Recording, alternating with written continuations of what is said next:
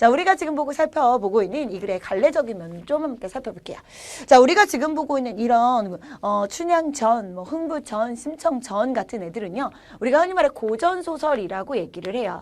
자, 고전소설은 말 그대로 옛날 소설이란 뜻인데 그 옛날이 도대체 언제냐? 그럼 오늘부터 옛날인 한 10년 전은 무조건 고전이냐? 근데 그렇게 보긴 어렵잖아요. 자, 그래서 고전을 나누는 기준이 있습니다. 고전이란 1894년을 중심으로요. 그것보다 더 이전. 네. 자, 1894년 이전에 만들어진 소설들을 모두 다 고전소설이라고 해요. 그랬더니 애들이 1894년 도대체 뭔데 그러니? 자, 1894년은요, 우리가 한국사 시간에 배우는 거다. 갑오년에 있었던 개혁이라는 게 있었습니다. 다른 말로 바꾼다면 1894년 이전까지는 흔히 말하는 이제 우리가 조선시대라고 얘기하는 아이들이야. 그래서 보통 우리가 중국의 문학 정도만 좀 배워서 익히고 뭐 살펴보던 시절에서 1894년 갑오개혁이 띵 일어나고 나니까 서양의 문학들이 막 들어오는 거죠. 그럼 이제 동양의 문학과 서양의 문학이 합쳐지고 있는 요즘은 현대라고 얘기를 할 겁니다. 그래서 그 기준은 1894년이라고 한대들아. 아, 네, 객관식의 선지 안에 들어갈 거야. 자, 요 연도, 갑오개혁 요런 이름은 좀 기억을 해두시고 갈 거예요.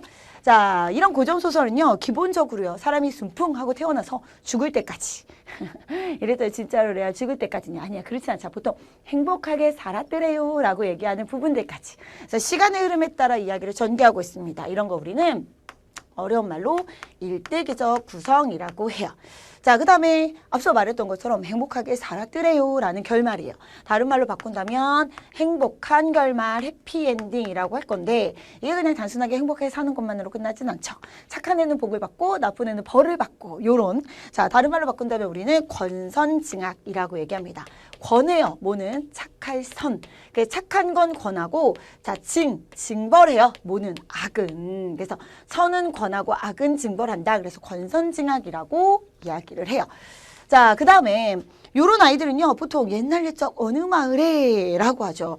굉장히 막연한 배경 속에서 춘향이하고요. 자, 그네를 타고 있던 춘향이하고 이도령이 우연히 만나기로 약속한 거 아니죠. 소개팅한 거 아니잖아. 그죠? 우연히 만납니다. 자, 우연적인 만남. 그런데 어머, 야, 어떻게 죽기 바로 전날 지금 누구 이도령이 그렇게 짜잔하고 뭘로 나타나? 그 암행어사로 나타나.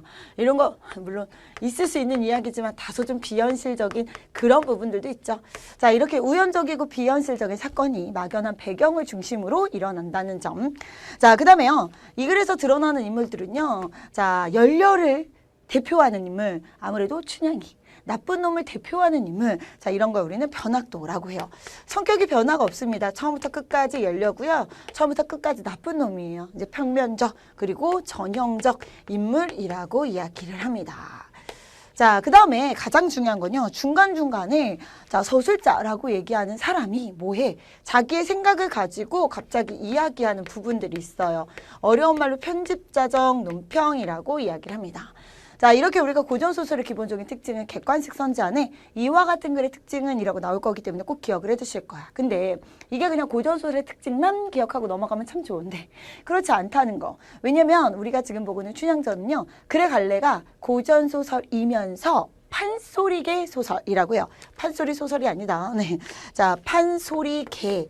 판소리에서부터 연결이 된 소설이라고 이야기를 합니다.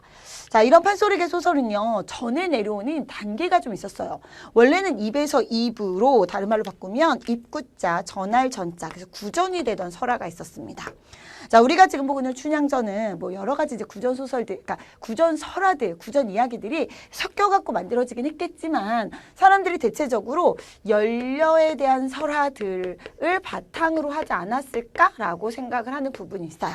아무튼 이렇게 입에서 입으로 전해 내려오던 이야기가 판소리의 이야기로, 다시 말해 판소리 사설로 굳어지죠.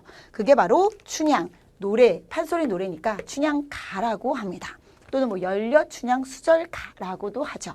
자, 아무튼 이렇게 춘향가가 되었다가 이게 지금 우리가 배우는 고전 소설인 춘향전이 되더라라는 것이었습니다. 자, 이렇게 구전설화, 판소리 이야기였던 것이 고전 소설이 된다. 다른 말로 바꾸면요. 여기까지는 사실 이 모든 것이 어떻게 되었냐면 구전, 입에서 입으로 전해 내려오던 거예요.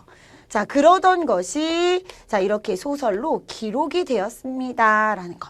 구전되다가 기록이 되었다라는 선지 정도는 우리 친구들 좀 기억을 해두셔야 되고요.